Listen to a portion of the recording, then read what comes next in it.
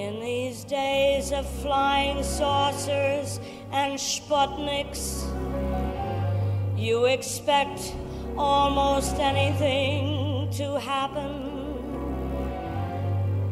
The thing, the fly, the mole people, the gamma people, the indestructible fossil man, the amazing colossal man, the body snatchers, the highly incredible brain scratchers.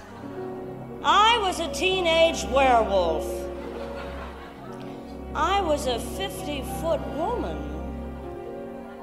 and other unidentifiable flying objects.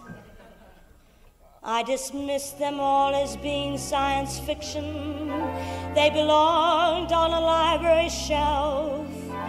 But here I am facing contradiction, 'cause it happened to me myself. The sky turned red, and then it turned green. I couldn't catch my breath, and then there was a roar of thunder that scared me half to death. Then I saw it. Yeah, I saw it.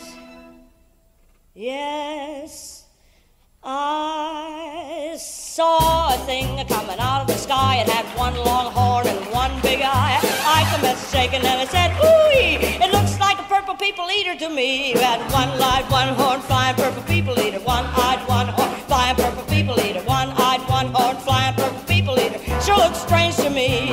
Well, he came down to earth and he lit in the tree. I said, Mr. Purple People Eater, don't eat me. He looked at me and then he said, I wouldn't eat you 'cause you is red. One-eyed, flying purple people eater. One horn, flying purple people eater. One-eyed, one horn, flying purple people eater. Sure looks strange to me. I said, Mr. Purple People Eater, what's your line? He said,